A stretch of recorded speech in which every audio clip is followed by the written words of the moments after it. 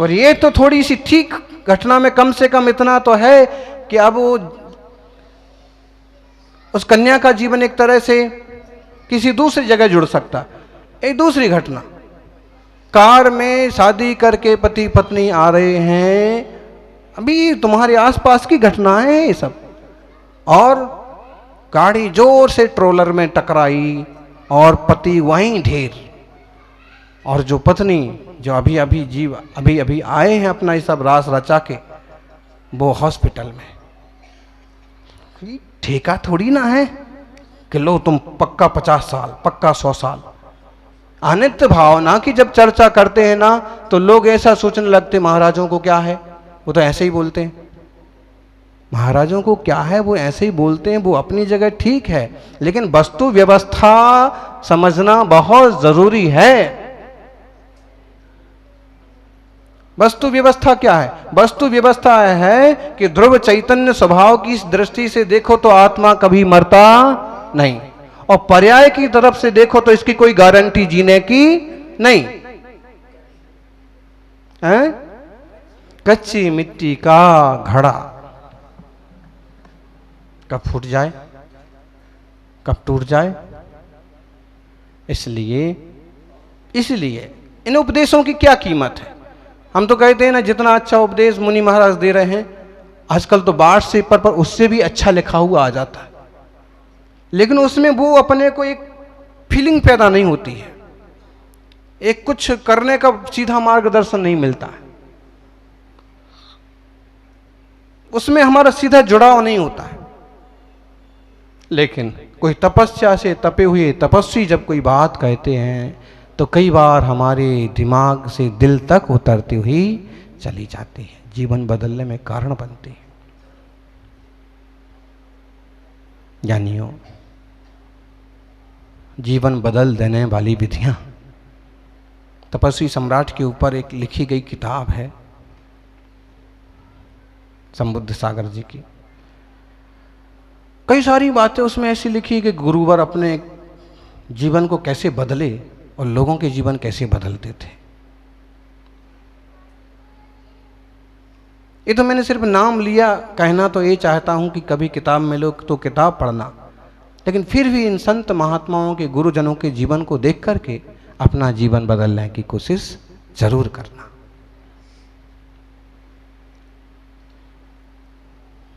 आत्मार्थी सज्जनों, उलझन स्वयं मिट जाएगी कि तू उलझना छोड़ दे। उलझन स्वयं मिट जाएगी कि तू उलझना। बोलो बोलो ज्ञानी। वो तो सो गए।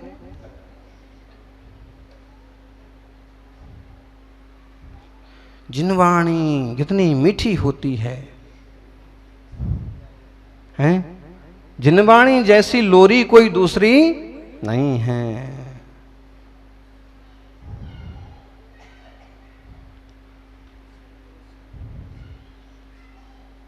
जिनको कभी नींद नहीं आती हो उनको भी नींद आ जाए, लेकिन समझने की और बहुत बढ़िया बात है कि उलझन स्वयं मिट जाएगी कि तू उलझना छोड़ दे। धड़कन और भटकन स्वयं मिट जाएगी कि तू भटकना छोड़ दे। छोड़ तो सही, छोड़ता ही नहीं। मुर्गियों को मुर्गी पालने वाला कितने बार छोड़ देता है? बकरियों को बकरी पालने वाला कितने बार छोड़ देता है? उनमें से मुर्गियों ने बकरियों ने कई बार देखा भी है कि अंत में क्या होता है कि लोग ले जाते हैं, कि कभी तो यही मार डालता है, कि कभी ऐसा होता है। इतना पता होने के बाद भी बुद्धि ऐसे नहीं चलती है कि उसने एक बार छोड़ा तो कहीं दूर जंगल में चले जाओ, अपनी मौत जैसे मरेंगे सो मरेंगे। सोचता ही नहीं है, बुद्धि नहीं है। आप लोगों के पास तो है बुद्धि। कभी छूटने के अवसर मिलते हैं, व्रती बनने के अवसर मिलते हैं, तो उसका उपयोग करो।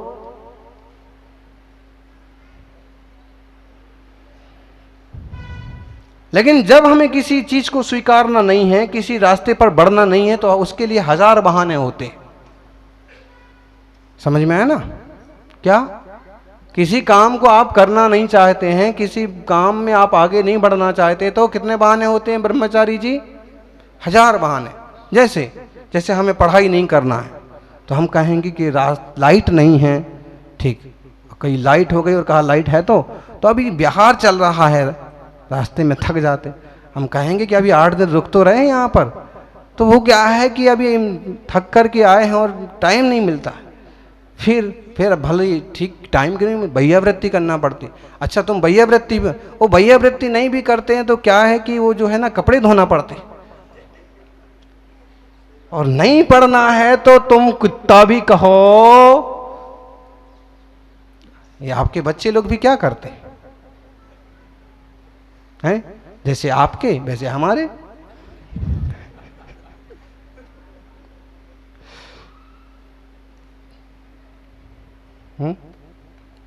बस थोड़ा सा डिफरेंस ये है कि ये लोग कोशिश कर रहे हैं प्रशस्त रास्ते मार्ग पर बढ़ने की।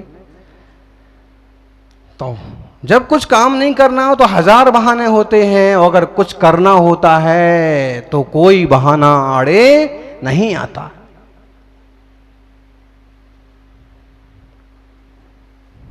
मैं करके रहूंगा। अड़चने आती हैं, असफलताएं आती हैं, अड़चनों और असफलताओं के बाधक, क्या बोलते हैं उसको, बाधाएं, और रोड पर स्पीड ब्रेकर। असफलताओं की स्पीड ब्रेकर पार करके ही कोई व्यक्ति सफलता के शिखर पर पहुंचता है। आपको हमारी बात समझ में आ गई? इतने लोगों में अगर एक व्यक्ति भी हमारी बात समझ गया ना, आप इसका अर्थ समझे हम क्या ना कहना चाहते हैं। मान लो पंच कल्याण प्रतिष्ठा महोत्सव, अमुक श्रावकों का भाव है, लेकिन अड़चनें आ रही हैं। अब भाव तो है, लेकिन मजबूती, संकल्प शक्ति और तैयारी, मानसिक तैयारी टोटल नहीं है, तो हर चीज में बहाने आड़े आएंगे। जैसे काम पूरा नहीं हो पा रहा, जैसे पत्थर नहीं मिल रहा है, जैसे कारीगर नहीं आ रहा है, जैसे पत्थर आ गया है, कारीगर भी आ गया है, लेकिन पैसे की, बजट की कमी हो गई,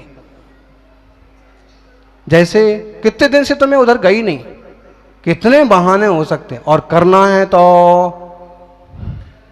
बोलो गज्जू भाई कहाँ गए?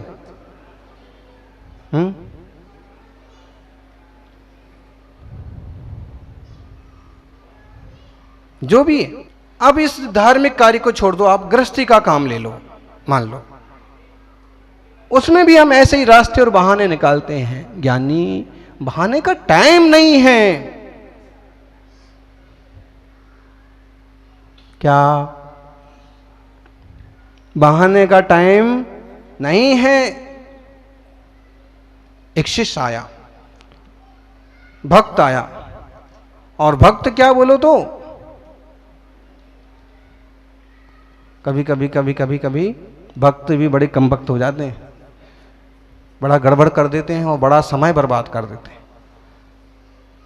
गुरुजनों का समय ज्यादा नहीं लेना चाहिए। महाराज जी थोड़ा इधर चलो, थोड़ा उधर चलो, थोड़ा पाँव धर दो, घर में रख दो, फैक्ट्री में रख दो। ऐसा क्यों करते हो भाई? हैं? घर में पाँव रखवाना है तो सबसे बढ़िया तरीका है, देखो यहाँ माताओं को सब पता है, ज्ञान बिल्कुल बस केवल ज्ञान की तलहटी में पहुंच गया है।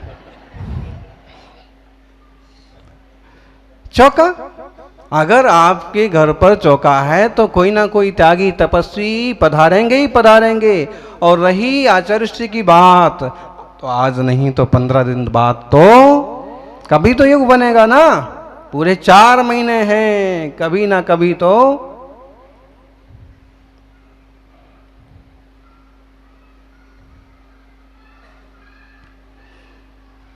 टाइम नहीं बिगाड़ना चाहिए। मुनिवर भी कह रहे थे कि आप यदि मुनि के पास जाके और इधर उधर की बातें करते तो कोई औचित्य नहीं है। देखो सबके पास हजार समस्याएं हैं, हजार दुख हैं, और चूंकि हम गुरुजन को कहे कि थोड़ा हल्का हो लेते हैं, लेकिन वो बहुत ज़्यादा महत्वपूर्ण नहीं है। आपने एक तरह से उनका इतना टाइम बिगाड़ दिया। ऐसा कोई आध्यात्म की, कोई तत्व की चर्चा कोई बहुत अच्छी सी लाते तो शायद उनकी भी मार्ग में और रुचि बढ़ती हैं। एक गांव में एक दादाजी आए हाथ जोड़ के, बहुत अच्छा काम किया महाराज जी, आपने बहुत बढ़िया काम किया, आप इस मार्ग पर आ गए, आप धन्य हैं। इस काल में तो आप तीर्थंकर ही हैं, इस काल में तो आप इतनी सारी प्रशंसा करने लगे।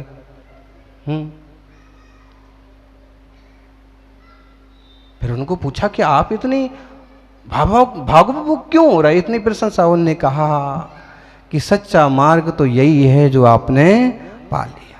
मैं हृदय से जानता हूं कि इस वय में और इस कठोर मार्ग पर आप बड़े हैं तो निश्चित रूप से कहीं ना कहीं सिद्ध दशा को प्राप्त होंगे, भव पार होंगे। मैं तो उलझ गया, इन उलझनों में समझ में तो आता है कि रास्ता क्या है, लेकिन निकलने की तैयारी नहीं बनती। इसलिए सेवा करके, स्तुति करके ही मैं अपने आप को धन्य मान लेता। तो शिष्य पहुंचा और उसने कहा, गुरुजी एक समस्या है, मैं धंधा करना चाहता हूँ, व्यापार करना चाहता हूँ, मैं नया जॉब खोजना चाहता हूँ, मैं नई पढ़ाई के लिए जाना चाहता हूँ, मेरे को डिसीजन नहीं आता है, मैं क्या करूँ? मैं निर्णय नहीं कर पाता हूँ कि मैं क्या करूँ, मैं कब करूँ, मैं कब जाऊँ।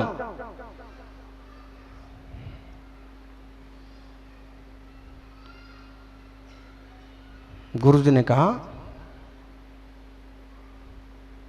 चलो अपन थोड़ा नदी किनारे चलते हैं। व्यक्ति चक्कर में पड़ गया, मेरे प्रश्न का नदी से क्या लेना देना। नदी किनारे पहुंच गए, जाके बैठ गए घाट पर, पत्थर पर। शिष्य ने फिर प्रश्न किया, गुरुजी अब तो उत्तर दो। घंटा भर बीत गया, 2 घंटे होने को आ गए। गुरुजी बोले, ठहरो।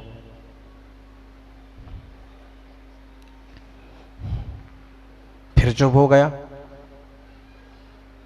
फिर थोड़ी देर बाद उसने कहा कि कृपा करो, शाम होने को आई, अंधेरा डलने को आया। गुरुजी ने कहा, ठीक है, देख भाई, मैं तेरे प्रश्न का उत्तर जरूर दूंगा। ये नदी देख रहा है ना? उसने कहा, देख रहा हूं, जब से आप देख रहे हैं तब से मैं देख रहा हूं। क्या देख रहा है? कि नदी चालू है, पानी बह रहा है, आ रहा है, जा रहा है। गुरुजी ने कहा, बस यही मैं देख रहा हूं, और मैं साथ में एक चीज सोच रहा हूं कि जब ये जाता हुआ पानी रुक जाएगा तब मैं तेरे प्रश्न का उत्तर दूंगा। उसने अपना, ये भी कोई बात हुई? आपको उत्तर नहीं देना है तो सीधा सीधा बोल दो ना। गुरुजी ने कहा कि भाई यही तेरे प्रश्न का उत्तर है जो मैंने दिया है। क्या? सोच, शांति से सोच।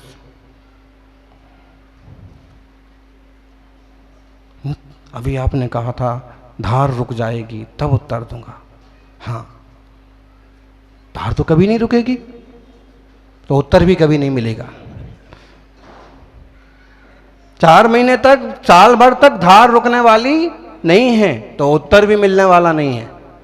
गुरुजी कृपा करो। गुरुजी बोले, बेटा नदी पार जाना है तो नदी में कूद, धार के रुकने का इंतजार मत कर।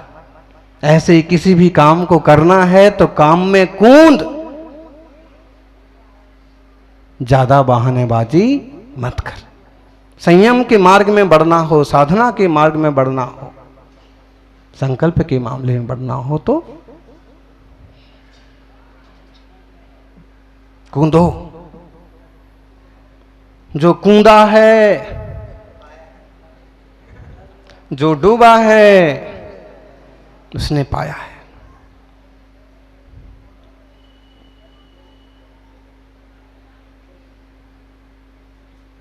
जिन खोजा तिन पाइया, हैं? जिन खोजा तिन पाइयां, गहरे पानी पैठ, मैं बोरी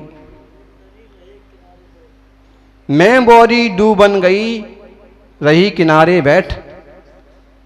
ये बोरी कोई डूबने गई कि मैं भी डुबकी लगाऊं और मैं किनारे पर जाके बैठी रही कि कहीं कुछ गड़बड़ ना हो जाए, कुछ मिलेगा? डूबना पड़ता है, डूबना पड़ता है। इसका मतलब है कि कुएं में मत डूब जाना। डूबने पड़ने का मतलब होता है कि किसी भी काम को करना है तो पूरी शिद्दत से, पूरी ताकत से। चतुर्मास का संकल्प है, अब पूरी योजना से, पूरी शक्ति और भक्ति से। और इसमें खास सीखना है अपनी सांसों का सदुपयोग। गुस्सा कर लेना बहुत आसान लगता है आप लोगों को, ये कठिन काम है। राणा जी कहाँ है? राणा जी हैं? क्यों? चातुर्मास का वर्षावास तो नहीं करने वाले पूरा? आज दूसरा उपास है तो कल तीसरा हो जाएगा, फिर दीपावली पर 120वां हो जाएगा।